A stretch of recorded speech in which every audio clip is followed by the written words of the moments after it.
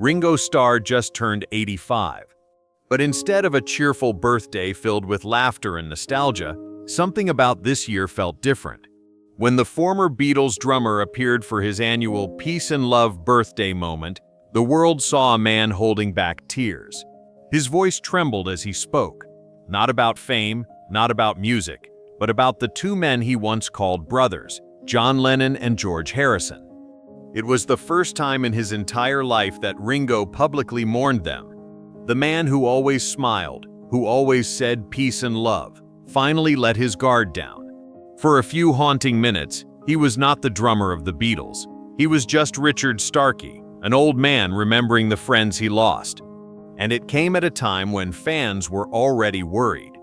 Weeks earlier, Ringo had fallen ill, forcing him to cancel major shows in Philadelphia and New York. Doctors insisted he rest, but rumors spread quickly. Was this only exhaustion, or the beginning of something worse? The truth is, to understand why that birthday speech touched millions, you have to go back to the bombs, the poverty, the illness, and the heartbreak that shaped one of music's most enduring souls. Because Ringo Starr was never just the funny Beatle. He was the survivor. Richard Starkey was born on July 7, 1940, in a modest brick home at 9 Madron Street, Liverpool. The city was under siege. German planes filled the sky, dropping bombs that reduced neighborhoods to rubble. His parents clutched him as the ground shook and windows shattered. His father, Richard Sr., was a baker, but the war made steady work impossible. His mother, Elsie, was his entire world, a kind, hard-working woman who loved to dance, sing, and dream of better days. But those dreams faded when his father walked out of their lives, when Ringo was only 3. He never returned. Elsie worked 2 jobs, cleaning by day and bartending at night, barely scraping together enough to feed her little boy. She often came home exhausted, her hands raw from scrubbing floors, yet she still found a way to smile at Ringo and tell him everything would be okay. He believed her. But tragedy struck early. At just 6 years old, Ringo's appendix burst. What should have been a simple operation turned into a nightmare when he developed peritonitis, a deadly infection. He slipped into a coma. For days, doctors weren't sure he would survive. When he finally woke, he could barely move. He spent almost a year in the hospital, separated from his mother, staring out a window as other children played in the streets below. When he finally returned home, he was 8 years old and far behind in school. Still, Elsie never gave up on him. She believed her son was destined for something special. And Ringo, who had already faced death and loneliness, began to believe it too. But life wasn't finished testing him. When he was 13, a tuberculosis outbreak swept through his school.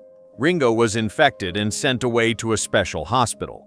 He stayed there for nearly 2 years, isolated, frightened, and far from home. But it was in that silence that he discovered rhythm. A nurse gave him a small percussion mallet and told him to tap it on the bedside cabinet to keep himself entertained.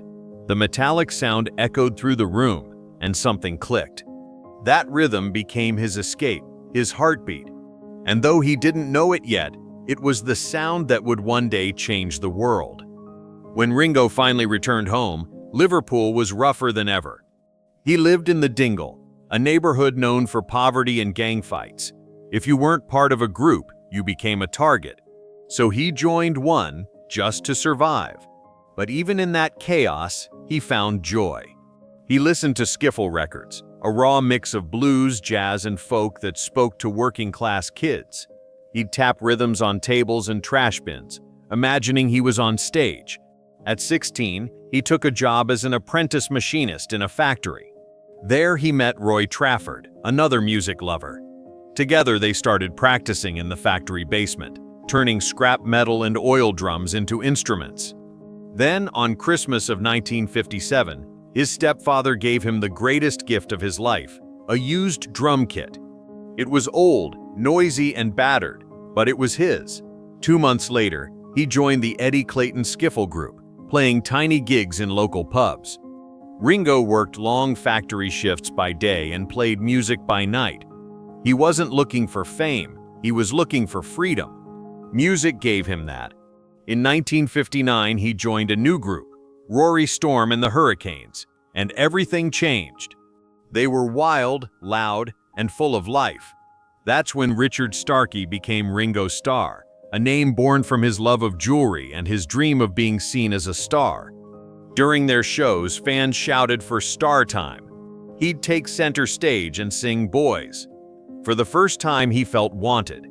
The Hurricanes dominated Liverpool's scene, even rivaling the Beatles. And when both bands ended up in Hamburg's red light district in 1960, fate quietly began to weave its threads. The Hamburg days were chaos. They played 8-hour sets in clubs filled with smoke, drunks, and danger. George Harrison once called it the naughtiest city in the world. Paul McCartney said every woman there seemed to be a dancer or something more. But through the madness, something magical happened. One night in 1960, Ringo filled in for another drummer who didn't show up. The band he played with that night, John, Paul, and George, they barely knew each other, but the chemistry was electric. By 1962, fate struck again. Pete Best, the Beatles' original drummer, kept missing shows. When producer George Martin expressed doubts, the others knew who to call.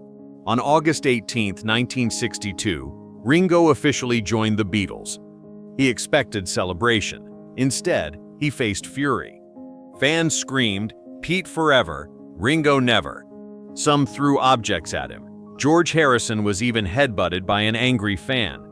For weeks, Ringo was heckled, threatened, and blamed. He began to wonder if joining the band had been a mistake. Then came humiliation in the studio. During their first Abbey Road session, George Martin replaced him with session drummer Andy White, leaving Ringo to shake a tambourine. He went home devastated, convinced he'd be fired next. But instead of quitting, he worked harder than ever. His left-handed style on a right-handed kit gave the Beatles their distinct swing. That sound became the heartbeat of a generation.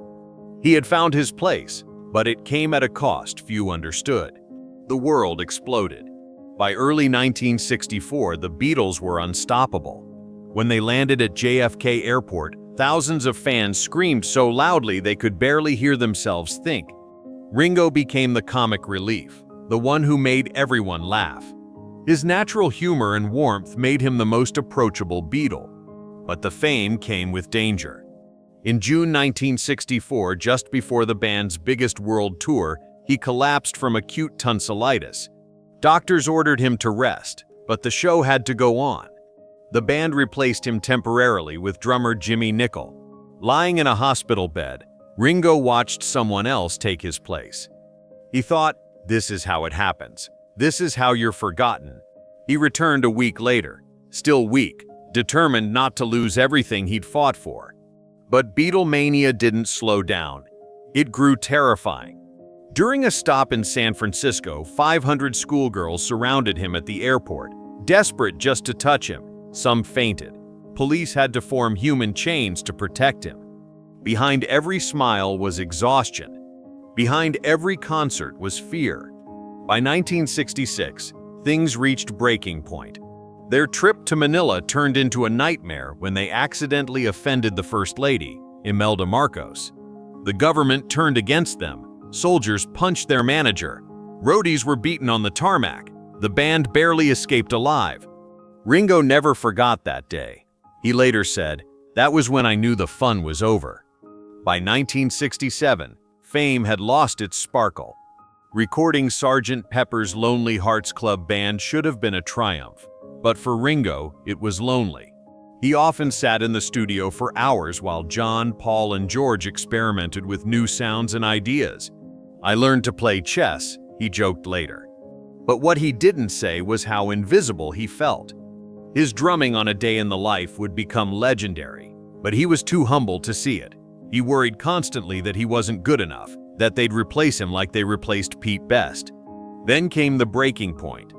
During the White Album sessions in 1968, Paul criticized his drumming.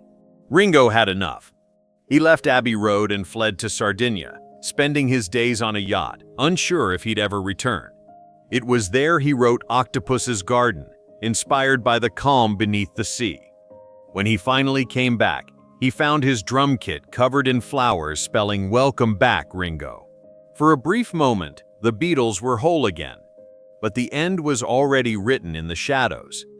By 1969, Yoko Ono's presence in the studio stirred new tension. John and Yoko's heroin use made the air heavy and unpredictable. Ringo, always the peacemaker, tried to keep everyone together, but he could see it slipping away. Then came another health scare. He was rushed to the hospital with severe intestinal pain. His old illness had returned. As he lay in the hospital bed, the others wondered if they'd have to finish Abbey Road without him. He made it back in time, but something had changed. The laughter was gone. The brotherhood was dying. The dream was over. John wanted out. Paul was furious. George was exhausted. And Ringo was caught between them all. When he was sent to Paul's home to ask him to delay his solo album, Paul exploded. He shouted, pointed in Ringo's face, and said words that would haunt him for decades. "I'll finish you now." Ringo quietly left, trembling. Days later, he read the news that shattered the world. Paul had announced the Beatles were over. Ringo hadn't even been told. He found out through the press. He sat alone in his garden, staring at the sky, unable to process what had just happened. The man who had spent half his life behind the drums suddenly had nowhere to play. That December, Paul sued the others to dissolve their partnership. To everyone's shock, Ringo sided with him, believing it was the only way to move forward. John and George saw it as betrayal. And just like that, the greatest band in history became strangers. Still, Ringo tried to heal through music. He released it, Don't Come Easy, in early 1970, songs filled with humor and heartbreak. He sang, "George might play if he's in town. John might jam if he's around. But Paul won't even talk to me." Behind those lyrics was a man quietly mourning the loss of his family.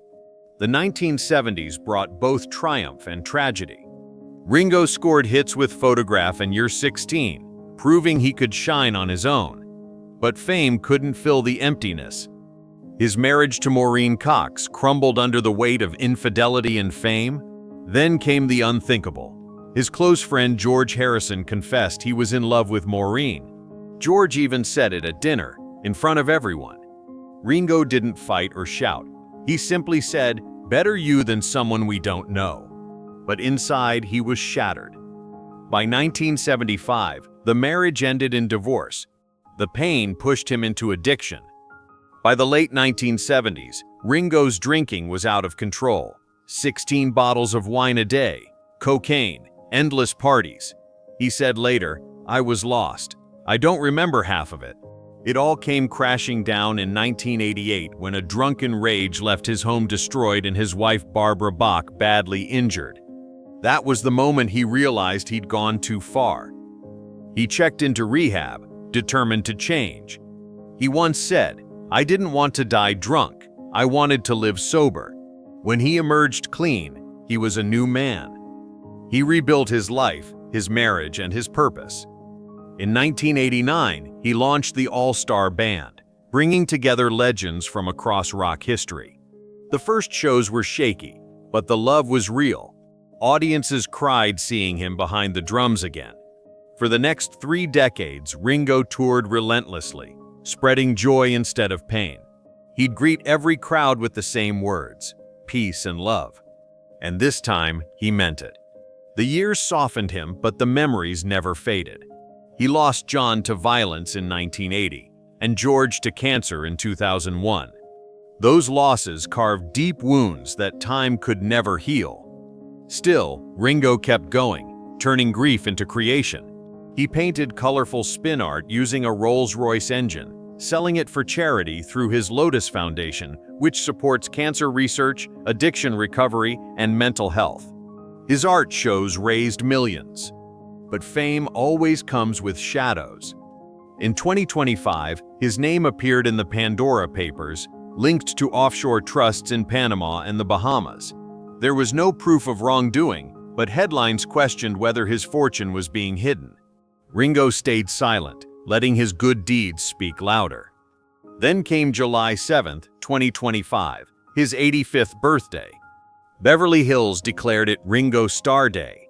What was meant to be a celebration turned into something far more emotional. As thousands joined his global peace and love moment, and NASA beamed his message to the moon, Ringo spoke softly. For John, for George, and for all the love that's still here. His voice cracked, his eyes filled with tears, and for a moment the entire world went silent.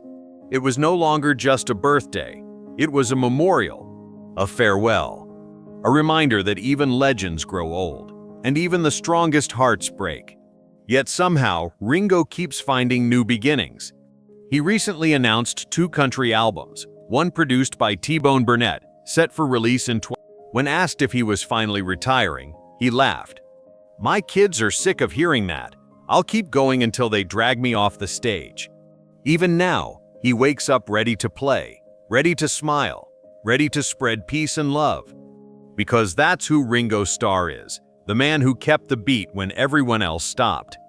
The boy who survived bombs, illness, heartbreak, addiction, and loss.